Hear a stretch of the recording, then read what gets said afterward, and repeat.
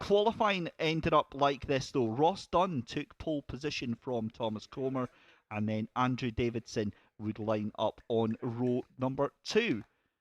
We're going to get, in fact, actually, I think we're going to get some graphics up telling us exactly that. So without me running through them, we'll let the guys behind the scenes get those graphics up, and we can have a little look at them in just a second.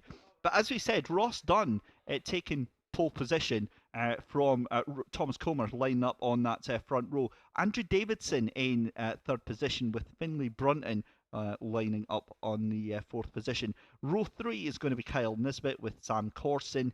Row 4 is going to be Paul Winfield and James Hitchin. Now, Aidan Wilson, going to take a little bit of a second to talk about him. Again, another driver that I think you should be watching out for. Was an absolute star during the lockdown and the SMRC Esports Championships. Very young driver. We got to know him very, very well. Fantastic to see him making his foray into real life racing. Of course, he's done a lot of karting before, but I believe this is his first actual season out there with the big boys and girls. So Ian Wilson lines up in 9th position on row 5, along with Mark Nisbet. Callum Conway is going to be in 11th place, with Max Watt in 12th, Henry Gillespie in 13th, with Lazou Benet in 14th position, Rich Flett in 15th, with Donald Ross in 16th, Ian Cochran in 17th, John Proctor in 18th position, and Gordon Dundee in 19th position. At the moment, the marshals just lining them up into their grid spots. At the moment, we've got Thomas Comer here, car number 23, at the front of the pack. We'll grab a quick chat with Thomas and just see how he is feeling ahead of this one. Thomas, you find yourself here at the front row of the grid. How are you feeling ahead of this one? A bit nervous. I'm wondering what happened to Ross Dunn and Andrew Davidson. They just disappeared. Do you know? Yeah, Ross has just made his way round at the moment, so we'll see where he takes to at the grid. But you find yourself here at the front. What's your expectations here going to be? Is it just a case of get the first lap out of the way and build on things from there?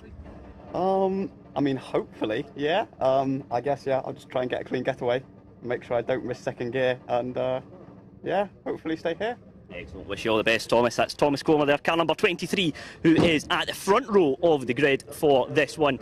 And with not long to go now, I'll hand back to Dave Christie to get the race underway. Thanks very much there, Andy, down on the grid then for our first race of the Scottish C1 Cup. As we said, a lot of action absolutely guaranteed for this one. This is going to be a 10-lap race.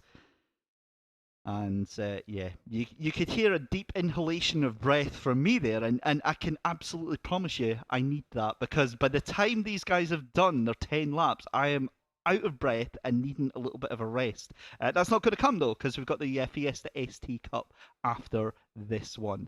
So as we said, it is Ross Dunn leading the field round just now. The 5-second board gets raised. Thomas Comer on that front row of the grid. The lights starting to go on for our third race of the day then. And it's away we go then. I'd love to say that the engines roar into life, but them being the little Citroen C1s, it's more of a little whine as the cars get their way down. But my goodness me, they are so much fun to watch once they are up and running. And that is exactly what they're doing, as we've got almost 3 cars wide going down into Duffus Dip then. As we see, still in the lead of the race then, it is the number 23, I believe, that's made its way through. That is Thomas Comer. After a great start from that then, you can see there Kyle Nisbet in the number 17. A little bit of contact sent to the inside then, coming up through the chicane then. And that is Sam Corson, who is on his inside there with the number 68. They're coming up through Clark. And you can see further down as well, you see Paul Winfield in the 822 as well. It's an absolute swarm of angry sewing machines coming over the hill at Clark Corner there. And that is all led off, as we said, by Finlay Brunton, who is trying to get his way back up there. Callum Conway has come from the absolute back of the grid there. Well, maybe not quite, but 11th place. He's already up into what looks like 6th position. So a stunning start from him in that 110 machine. But you can see up the start there, Thomas Comer in the lead of this race. Great start from him to get ahead of the number 13 of Finlay Brunton. What a start it is for him. The two of them have just absolutely cleared off. They are away into the sunset here, coming down through Duff's Dip there. Finlay Brunton, though, knows exactly what he's doing. He's been in this position, except to reverse around, and that is going to be a car off onto the inside there. Gets it going again, but my goodness me, you see exactly the sort of drama, and this is why I took that big inhalation of breath before we even got started here, because you're going to be needing to lie down after all the action and drama that kicks off during this race. But it's still Thomas Comer in the lead from Finlay Brunton. We saw this on race 2. Finlay was in exactly this position, but reverse around. He had Ross Dunn right on his tail for the entirety of the race. I think that's exactly what he's going to be doing here. You can see what looks like, I swear I thought that was bump drafting going on from Max Watt onto the back end of Callum Conway. Doesn't actually happen. I don't think these things would respond very, very well. You can see a car moving to the inside. That's the 75. Donald Ross sends it from last week. That's a beautiful move, and I think he takes the position there. That looked like, who was that he got that from? I think that was Conway, wasn't it? It got up the inside there. So that was a beautiful, beautiful move there. You see the 529 of James Hitchin also having a look on the 117 there of Mark Nisbet. So again, side-by-side action. The two leaders have cleared off. Sam Corson wants to get a bit of this in third place. He fancies having a go there. You can see down side-by-side though, that is the number 117 of Martin Nisbet, who just again put it up the inside there. What a move that was there on the 822 of Paul Winfield. And what you're actually seeing here is, again, the pause is because I'm looking at the timing screen. You've got a car that's maybe, say, in 6th position, and then suddenly he's fighting for what looks like 4th position here, such as how quickly these places change. You've got two cars going very wide at the exit of Clark Curve there, taking too much speed through there and just digging the wheels in the gravel. The problem is these cars are so heavily dependent on momentum. You need to keep the speed in. If you lose the speed, then you're going to be going backwards at a rate of knots, and cars are going to be overtaking you left, right and centre. That's the 77 of Lazo Benet. That's the second corner that he's been wide in the course of this lap there. That looked like the 24 of Aidan Wilson wanting to get a little bit frisky there as well as they come over the line for the third time here. Again, it's going to be a little 10-lap race here for the first time today. They're going to be back out at 3 o'clock this afternoon, but Thomas Comer still in the lead of this race. Oh, there's contact. That's the 487 and the 497 of Max Watt. Looks like caught up with the 24 there, and there's more dust getting picked up further on down through into McIntyre's, down into Butcher's as well. Makes it look dramatic, but I think everybody's actually back on track now as well. That was the 24, I believe, of Aidan Wilson who got caught up in that one there. So it's, again, one of these high drama races, and the problem is that if you get caught up in somebody else's incident and you have to slow down, suddenly you're going to have another 5-6 cars chomping at your heels, trying to get their way past. And this is exactly what you don't want to have, because look at this. You've got, what's that, 5 cars in the space of 2 seconds within each other. You've got one of the cars, the 24, that's Ian Wilson, trying to be very, very fruitful up the inside there. He sends it, almost gets the position, can't quite make that happen. You've got the 497 down there as well, that's Max Watt. You've also got the 77 of Lazo Benet. And it's just a melee in the position from what looks like 10th, 11th, 12th, 13th, 14th and 15th. But back at the front of the field, Thomas Comer out in front ahead of Finlay Brunton. That gap still just 0.7 of a second. You get the feeling that Finlay Brunton is just waiting. He's poised. He's what we like to say, biding his time to make that move stick. And the thing is that there was a worry about Sam Corson in that third position. We worried about whether Sam was going to be able to make his way and catch up to those front 2 cars. It's not happening, though. It's not going to happen at all. And in fact, he's got to worry now about Kyle Nisbet in 5th place behind, in 4th place. about a second behind him right now. Callum Conway is about 3 seconds off that gap as well, as we're seeing the 497 of Max Watt trying to defend from Aidan Wilson. Wilson decides to think better of it and forces Max Watt to go very, very defensive, and that's inspired from Aidan. You can see trying to get the cutback, gets a better exit out of that corner, and just puts himself in a better position as we hit the halfway mark of the Scottish C1 Cup race here at Knockhill. It's still Thomas Comer in the lead from Finlay Brunton, Sam Corson in third, Kyle Nisbet in fourth, Callum Conway in fifth position, Paul Winfield in sixth, James Hitchin in seventh, Mark Nisbet in eighth position, Ross Dunn in ninth, and then in 10th position Lazo Benet just holding on to that position. It's not been a great day for Lazo. He started up, I believe it was about 5th or 6th position. He's dropping quite far back. Ross Dunn as well, after winning that second race, he's down in 9th position as well, so you know he's got the ability to be up there, as Aidan Wilson goes very, very wide there at Clark Corner there. He just threw the car over to the left-hand side there. I wonder if that was actually to unsettle the car, just so you get a better drive out of the corner there, but certainly seem to lose a little bit of time now. Now, though, the gap between Thomas Comer, your race leader, and Finlay Brunton down to half a second. So ever steadily it's coming down and down and down. Sam Corson still in that third place, but there you go. Aidan Wilson now in a bit of trouble. He's trying to take that position from Max Watt. I think he might have done it, actually, believe it or not. They're going to be side by side as they cross the line and head down in. Max Watt on the inside though for Duffa Step, so Max might be able to send that car inside, and they're going to be side by side. Aidan tries to get the cut back there. You saw him dipping in there, so Aidan has to relinquish that position yet again and drop down to 15th position. Meanwhile, there's the 68 Sam Corson Company in third position, just making his way up into Clark Corner. So your race leader is going to be down into the final hairpin then, as Thomas Comer is going to be away to start lap number 7 very, very shortly.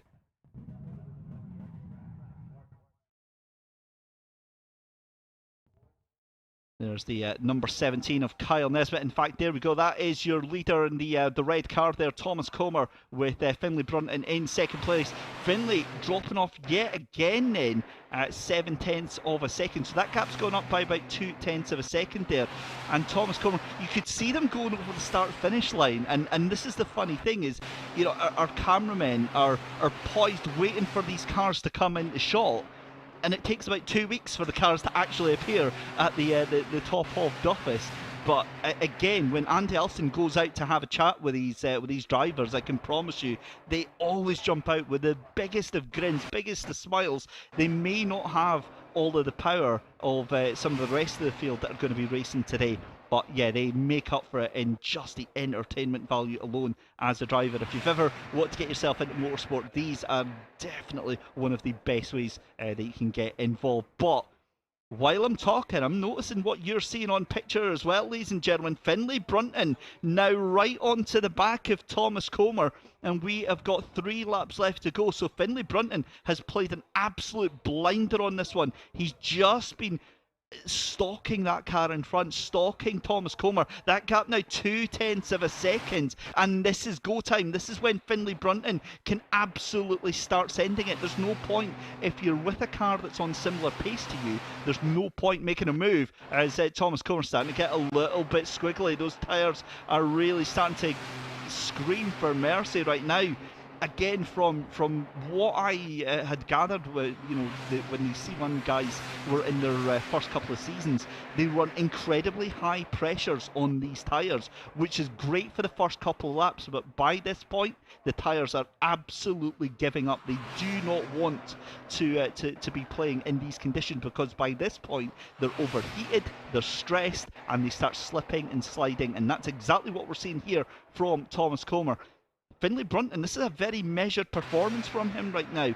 Again, just looks like he's just waiting behind that car to see exactly how this is all going to play out here. We've got 2 laps left to go. This is going to be the last lap board, I think, that's going to be held out for these drivers as they make their way past just now. Certainly that's what the timing screen is showing. Certainly there we go. Last lap board held out, so here we go. It's now or never for Finlay Brunton. Is he going to try and undo the mental trauma of what happened with Ross Dunn on that last race? I think that's certainly what he's going to be trying for. He's a long way back though, 0.4 of a second. We've seen a much bigger gap though. There's definitely something that's going to be holding on as we need to focus on the race later, and that's exactly what we do then. Thomas Comer coming up through the chicane then. All over the back of him is Finlay Brunton. This is going to be the run down to Clark Corner then, and they climb up the hill then. Finlay Brunton looking so calculated here. It's going to have to be here. It's going to have to be down to the final hairpin. What has Finlay Brunton got left in the tank? Thomas Comer has played an absolute blinder right now. Goes very defensive. You can see puts the car in the middle of the road. Finlay Brunton looks to the right, looks to the left. Late on the brakes. He's going to have to try and get a better cutback. Thomas Comer might have done this. But again, look at that exit from Finlay Brunton. That's it. He's not going to have to drive up the hill. Thomas Comer is going to take the win, takes the checkered flag. Finlay Brunton in second place. And you can see there, Sam Corson going to cross the line in third. Kyle Nisbet is going to finish in fourth position. Callum Conway in fifth. We watch the cars coming streaming over the hill. It's not over yet. You've got still battles going on. There's the 88 just further down the field. That is Harry Gillespie down in 13th. It looks like the 497 of Max Watt has finally got that position from Aidan Wilson. Aidan sent back into what looks like 15th place there. Indeed, it is 16th actually, because he got put behind Rich Flett as well. What a race. I did promise you high drama, and it never fails to deliver with the Scottish C1 Cup. Congratulations then to Thomas Comer. Finlay Brunton though taking that second place, and what a race that was. Taking the checkered flag in the first race in the Scottish C1 Cup. Thomas Comer will be absolutely delighted with that. Finlay Brunton pushed him all the way in second place, with Sam Corson taking the final step on the podium. But Thomas Comer with a fantastic drive from start to finish. He will be absolutely delighted with that one, and rightly so. Thomas Comer, fantastic race from you. Just talk us through that one. You must be thrilled. Yes, I'm very thrilled. Yeah, I don't know, I just felt very good. I was driving better than I think I have done before. Yeah, actually nothing much happened, all things considered. I just kind of went around in first. But God, man, that was full on, yeah. Yeah, very happy, very happy. So that must give you so much confidence as well, not just going into race number 2, but for the rest of the season as well. Yes, it does actually. Yeah, getting a win under my belt definitely feels good, yeah. Absolutely. Congratulations, Thomas, it's a great drive out there. Very much. Thomas Comer there, race winner in the first event for the Scottish C1 Cup here today. Let's get a quick chat with second place man Finlay Brunton, who joins us now. Finlay, great drive from you out there, pushed Thomas Comer all the way, but you must be happy looking at the bigger picture with the championship there. It's a good haul of points there for you as well. Yeah, listen, I forgot last time, so I'm going to do it this time. I just want to thank Minimax Motorsport and all the boys there. Coming in the first round back there, obviously I'd had a year out and adrenaline was running. I completely forgot to mention all the work they put in the lead up to the first round and then between rounds again. So thanks to them first of all. Yeah, it was good. I was thinking about the championship the whole time. Obviously the two people in front of me in the championship are Sam and Ross. So they were both behind me. What's the point in going for, I've got enough win trophies. I want more championship wins. So yeah, I try to play a bit smart. Me and Thomas ran at the same team and stuff like that as well. So there's always that element. But enjoyed it. Brilliant first race of the weekend. Absolutely. And what's the expectations going into the second one then again? Are you looking to potentially play the long game, or if it's on, you're just going to go for it? Yeah, so I think Ross has finished 7th, so he's just out the draw for the reverse grid. So obviously I'll tell him it's disappointing when I see him, but behind his back I'm a bit delighted. So we'll just play the safe game, stay out of trouble. Yeah, Sam will probably be in front of me obviously with the reverse grid, so need to see what happens there. But never want to do anything stupid, do you know what I mean? I'd always want to finish the race. It's the best way to do it, I think. So great drive out there, Finlay, well done. Cheers, man. Finlay Brunton there, second place in the first race for the Scottish C1 Cup. Let's get a quick chat with the number 68 driver, Sam Corson, who takes the final step of the podium. Sam, you must be really pleased with how your weekend started here, podium, and looking to build on that, I'm sure. It's a brilliant start. As I say, it's a bit argy-bargy with Kyle off the line, but don't dish out what you can't take. And the Kane McCarr was just going to 5th with the hairpin every time. So I'm blown away with that result. That was the best I think I could have done. So shout out to the team for having the car, brilliant, able to drive around that, so it was amazing. So that was really, really good fun. Best I could have hoped for, I think, in that race. Absolutely, the Scottish C1 Cup, of course, it's always a very, very interesting race to watch. You know, it's all about maintaining the momentum in these cars as well, but you must be really happy to get a solid points haul on the board, and then you can really take that into the final race later this afternoon. Aye, bigger chance for race 2, I think. Let's go for it. Absolutely, thank you very much, Sam Crossan. Great drive out there today. Third place for Sam in the inaugural event here in the Scottish C1 Cup.